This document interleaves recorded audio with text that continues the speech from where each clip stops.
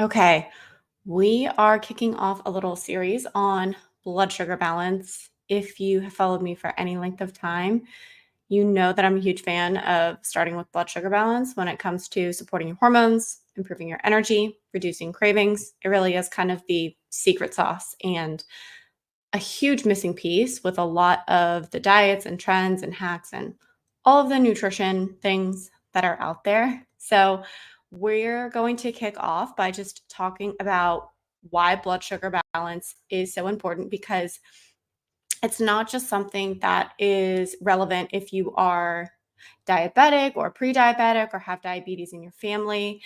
It's also something that we can't overlook, even if you already eat really healthy. And women will tell me this a lot where they say, well, I don't think I have blood sugar issues because I don't really eat that much sugar or I don't eat any carbs, which could actually be part of the problem and exacerbating a lot of the symptoms that you might be experiencing. So, we need to pay attention to it no matter our age, no matter our health conditions, and also no matter our goals. So, if you have any priorities around feeling better and supporting your hormones, and even improving things like your digestion, lowering inflammation, it's all related to blood sugar. So, we're going to break that down a little bit more, understand why it is so important, how it really does have a domino effect on all of your other hormones and how you feel and your weight and your energy and your sleep. And then we'll go over some of the signs and symptoms so you know if you are actually riding the blood sugar roller coaster. And if you are, then you'll definitely want to tune in to the workshops we'll be doing later this week inside the group, where we'll actually elaborate on steps that you can be following to support your blood sugar. We'll talk about it from a nutrition perspective, foods to make sure that you're including, meal structure, meal timing, all that good stuff, minerals, which I'm a huge fan of. And then we'll also talk about some non-food strategies as well, because we cannot overlook the impact that stress and different stressors throughout our day has on blood sugar. We'll talk about movement and workout routines as well, because that can either help or hurt your blood sugar regulation. So, lots of things to dig into. Now, let's just start by talking about why blood sugar is so important. And we'll get into some of the mistakes too that I see a lot of people following, usually with the best of intentions. It's not the mistake of sitting around and eating highly processed sugar all day long. It's actually a lot of the health habits and things that we just see on social media and within the health and fitness industry that are promoted as being good, but don't actually support blood sugar. And I always say there is a difference between eating to support your female physiology and eating healthy foods versus just eating quote unquote clean. So we want to distinguish between eating clean versus eating in a way that supports your female physiology and actually balances blood sugar and balances hormones. And when you can understand the distinction there, a lot of the things that you'll apply to your day to day with your nutrition strategy will actually be more effective. And again, when I talk about somebody eating healthy foods, a lot of the women we work with, they're not eating a standard American diet. They're not eating a lot of processed junk food. They're also not sitting on their butt all day long. They're exercising. They're pretty active. They're very health conscious, but they're still missing very important components of this approach that we'll talk about as it relates to your blood sugar. And also, when it comes to hormones, we want to understand that hormones are essentially chemical messengers that influence the way you feel. So, we're not just talking about hormones that influence your cycle or your period or your fertility. We're talking about thyroid hormones, stress hormones, and of course, blood sugar hormones. So, let's get into some of the obvious signs that you need to address blood sugar so you know like if this is relevant for you. And the other thing I want to say is some signs can overlap. So, keep that in mind. Nothing in the body works in isolation. So, whenever we talk about signs and symptoms of something, we're also likely talking about it as it relates to something else. So, I'll give a quick example with our blood sugar imbalances. They're going to influence your thyroid hormones. They also will influence your stress hormones like cortisol. So if you're thinking, maybe I have cortisol imbalances, maybe I have thyroid imbalances, maybe I have blood sugar imbalances, you likely have a combo of all of those things. So just understand that. But we can still pinpoint different symptoms more specifically. And blood sugar balancing is the easiest place to start, whereas I find that other things take a little bit longer. So in order to start rebalancing cortisol or improving your thyroid function, that can take a little bit longer. Whereas with blood sugar, we can see some quick wins right away with a lot of the things we add in, not the things we remove. We'll talk more about that in future workshops, but some of the actual signs and symptoms that you need to address blood sugar, I like to kind of break it into two different sections, I guess. So one is very obvious blood sugar related issues where you say, I'm dealing with XYZ, maybe you're feeling a lot of like anxiety and mood swings. Blood sugar related, hands down. But then we can also see kind of the downstream effect that blood sugar has on other systems of the body, because it does. And that is also why it is so important to address blood sugar here and now, even before you're feeling super dysregulated. And as an extreme example, we can look at our children. We can look at kids. For them, blood sugar balancing is actually that's the most important stage of life, to be supporting blood sugar, not starting the day with like a bowl of cereal or just a piece of toast. So for that, it really can cause issues later on or down the road. And I feel like with kids, I won't go on a tangent here, but I feel like there are a lot of the things that like they struggle with now, where they're, unable to focus and or maybe struggling with energy or whatever it is, or if they're a female and as they get their cycle, they're experiencing a lot of symptoms. It goes back to that lack of blood sugar support. So all that to say, we want to support blood sugar balance in all stages of life. And when we look at some of the most common blood sugar related issues, we have cravings first and foremost. And a lot of people will say, like, I've always had a sweet tooth. And that's definitely a sign that you've probably also always dealt with these blood sugar highs and lows. And you've been riding that blood sugar roller coaster. So when I say blood sugar roller coaster, I'm basically talking about those dips that we can experience when we skip meals, or we're just not eating enough, or we're drinking coffee instead of having breakfast, or we maybe have a meal that doesn't have enough protein and fat with it. So blood sugar's dropping. And then that is followed by an increase in blood sugar, either because stress hormones kick in or because you are reaching for the quickest, easiest thing that you likely crave. And that's going to be more refined, processed carbohydrates or sugar, because that's the quickest, easiest source of energy. And your body knows that. So it's going to ask for something very carby, sweet, that will shoot your blood sugar back up. So we go up, and then because we don't have the things to stabilize it, we drop back down quickly. So we're riding that blood sugar roller coaster. That correlates with cravings. It also correlates with feeling hangry whenever you go more than an hour or two without eating. It also correlates with mood swings. So if you notice, usually when you're on the lows, you're going to experience a lot of anxiety. And then also whenever you're leading up to your period, that anxiety is going to be 10 times worse, because we are combining low blood sugar with low progesterone. And that is like a recipe for PMS and mood swings. We can also see swings in your energy levels. So maybe after a meal, you feel super lethargic and tired. You should actually have more energy after you eat. You shouldn't feel like you're dragging or you need a nap. So energy highs and lows. If you're crashing at 3 p.m. and you feel like you need something sweet or you need a coffee, that's a huge blood sugar sign. If you get dizzy easily, or maybe when you're working out, or you go from lying down to standing up and you get dizzy. If you are nauseous, especially first thing in the morning, you're feeling nauseous, like you don't have an appetite. One, lack of hunger is related to more of a sluggish metabolism. And two, if you're feeling nauseous, that's a sign of low blood sugar. And then wanting something sweet after a meal. We see this a lot too, where you have your meal and you feel like it's pretty healthy, but then you always want something sweet after. That's blood sugar related. We usually need to change something with the macronutrient composition of your meal in that scenario. And then another big one that I like to point out is around your sleep. So if you are waking up between 2 and 4 a.m., that's a sign that your blood sugar is dropping. During that time frame, your liver is working, and if your liver does not have adequate glycogen stores, which we get from carbohydrates, which is why I find that more carbs with dinner is really helpful with sleep.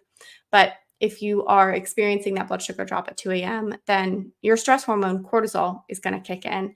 And when that happens, you wake up and you feel wide awake and you have a really hard time falling asleep. So, something to pay attention to as it relates to blood sugar is your sleep. And you should actually stay asleep the whole entire night, not even waking up to pee. I feel like that's a misconception of, oh, I just wake up to pee. We actually want to be sleeping a solid 8 hours without waking up. So, assuming you don't have little ones, there's always that caveat. If something else is forcing you to get up and out of bed, that's a different story. That's the season of life that you're in, and that's totally fine. So, those are the obvious blood sugar related issues: cravings, energy crashes, mood swings, anxiety, wanting something sweet after meals, waking up at 2 a.m., feeling nauseous in the morning, crashing at 3 p.m. And then when we look at the downstream effect that blood sugar imbalances has on other areas of your health, we won't get too much into the science, but I like to think of it again as like a domino effect. So when we're looking at how everything is connected, we're looking at how blood sugar influences other hormones. We have our blood sugar hormone, insulin. This is going to impact your stress hormones like cortisol. Cortisol is going to influence your thyroid hormones, which regulate energy and metabolism in your body. And then we have our sex hormones like estrogen and progesterone. All of those things are influenced as a downstream result of riding the blood sugar roller coaster. The other thing about blood sugar highs and lows is that it is a stress in itself on the body. So if we're riding that blood sugar roller coaster all day long, maybe you don't feel stressed in other areas of your life. You're like, relationships are great, work's great, finances are great. I don't have a lot of stress, but you're riding that blood sugar roller coaster. That's going to increase inflammation in the body. So increases inflammation, which can lead to tons of issues and health conditions. It's going to lead to more hormone imbalances, especially as it relates to your cycle. We also see people then getting diagnosed with things like PCOS, which is related to more insulin resistance. And then it can also show up as digestive issues. It can show up as nutrient deficiencies and mineral deficiencies. It's kind of the chicken and the egg because we need minerals to help balance blood sugar, but blood sugar highs and lows also deplete minerals because it is a stressor. So we need to make sure that we're repleting and balancing minerals, which is an entire component of the blood sugar balancing framework that we use for that very reason. So downstream effect of blood sugar highs and lows are going to be things like inflammation, hormone imbalances, digestive issues, nutrient deficiencies. And I'll also kind of put into that, I mentioned insulin resistance. When people are more insulin resistant, it's easier to hold on to fat. So we also see weight gain as a result. It's not from overeating calories. And a lot of the women we see struggling with their weight aren't even eating an excess amount of calories. They're just unable to regulate hormones and blood sugar and cortisol appropriately. And that's what's contributing to more of that weight loss resistance picture. So I'll kind of summarize some of the red flags that will tell you your blood sugar needs support. And then I'll touch on some of the mistakes so we can kind of think about what not to do. And then tomorrow we'll go over some actual strategies for what to do instead. So signs your blood sugar needs support. And I also actually have a blood sugar balance quiz. If you want that and you want to take it to see what all you can check off, just send me a message or comment quiz below this video and I'll see that and I'll send you the quiz to actually download and you can do your own kind of like self-assessment. So low energy, waking up between 2 and 4 a.m., feeling hangry if you don't eat, having cravings that feel very difficult to manage, feeling inflamed and puffy, having headaches or migraines. I didn't mention that before, but that is definitely blood sugar related. Hormone issues like PMS, heavy periods, PCOS, chronic digestive issues, feeling anxious and moody, also not feeling very resilient to stressors. So when things happen, you feel like you just cannot handle it, feeling like it's difficult to lose weight, and then also brain fog, anything around like mental clarity and focus. Another one that I want to mention is being able to go long periods of time without eating. We'll talk about meal timing and structure in future videos, but for now, just understanding that if you are needing something every 2 hours, that's a sign that you're on the blood sugar roller coaster versus being able to eat a meal and go 3 to 4 hours without even thinking about food, that is the goal. And that is a sign that your blood sugar is in a really good place. So, unfortunately, what we are taught by mainstream nutrition advice, and I followed a lot of it because it's disguised as health advice, but it's actually more diety and it's working against your female physiology, your cyclical hormones, your metabolism, and a lot of the things that are just going to help us feel good long term. So, things like going low carb. We also need carbohydrates for thyroid hormones. Going keto, doing intermittent fasting, which, whenever we're looking at that longer period of not eating, being a stressor on the body, that's going to influence your stress hormones. It's also going to influence your blood sugar. Calorie restriction, so simply just not eating enough is enough to stress your body out and cause it to also hold on to fat and slow your metabolism and other hormones from like progesterone as an example. So you'll have worse cycles, worse sleep, but also just that calorie restriction being a stress on the body that can contribute to those blood sugar issues. Doing really early morning workouts that are super high intensity. We'll get more into how certain workouts can actually make your blood sugar worse, like doing long cardio sessions or just not recovering well, not doing enough strength training, or maybe your strength training is like using, 10-pound dumbbells and doing repetitions of like 15 to 20 reps. So those things are going to work against our female physiology. They're going to throw off our blood sugar. They're going to lead to more of those longer term hormone, gut, and metabolism issues that we see a lot of women struggling with. And that's exactly what we work with and who we help. But a lot of those things that we're doing in the short term, they work well in our early 20s or for a few months or even a few years. And then they show up later on because of the chaos it causes in other areas. So some of the big mistakes we see, like I just brushed over them, but a big one is cutting out carbs and cutting out sugar, going too low carb or going too low fat. I feel like fats are getting a little bit more popular these days, but if you're going low fat, which is more common in kind of like the bodybuilding, clean eating sort of industry where you're doing low fat yogurt and chicken breasts and salad and low fat dressings. But low fat or low carb is going to throw off blood sugar. Eating small, frequent meals, like if you're eating every couple of hours, that's going to keep you on the blood sugar roller coaster. Not getting enough quality animal protein with each meal, like evenly distributed throughout the day. We get a lot of vitamins and minerals from those animal proteins. It's also bioavailable, meaning easy for our body to break down and use source of protein. There was a Netflix documentary that just came out that has a lot of issues in terms of the interpretation of the studies and just kind of like cherry picking information there. But one of the things that they did not actually look at whenever they were promoting more of a plant-based or vegan, vegetarian sort of diet is the impact that that actually had on blood sugar markers. So we can see that those higher plant-based diets that are lacking in quality animal proteins do not support blood sugar balance. So adequate animal proteins, very, very important. Another big one is just not eating enough consistently. Some women do this intentionally. They're trying to diet. They're restricting to 1,500 calories a day, which we need like bare minimum 1,900 calories a day for an active cyclical female. So they're doing it intentionally, or they're yo-yo dieting where they cut calories and then they overeat, cut calories, overeat. And then also unintentionally, if you're like a busy mom or like kind of the type A, go, go, go, sort of always doing something and you're not properly fueling your body, or you're skipping a meal, you're skipping lunch, you're skipping breakfast, you're having a light dinner, that's going to contribute to overall low calorie intake. If you're somebody who's just following a diet or food rules or like a meal template, so maybe it's like a Whole30 or a paleo diet or something along those lines that's just telling you foods to eat and foods to not eat, that's not supporting your blood sugar. We have to customize it and we have to look at what balance of macronutrients your body actually needs. You also have to figure out what works for you by listening to your body, your biofeedback, your symptoms. Cravings are messages. Your cycle gives you a lot of clues as to how you're supporting your health throughout the month. So we need to look at those things as messages, not as like the enemy. Cravings are not bad.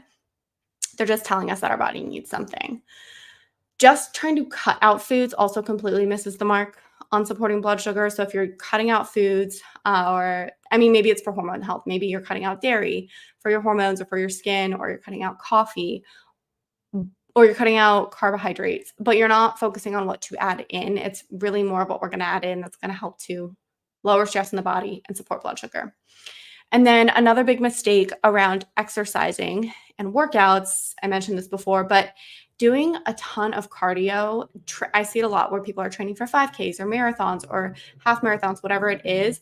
And they're also doing a lot of like boot camp style conditioning workouts to supplement that. So they're doing like spin classes or boot camp classes or whatever it is.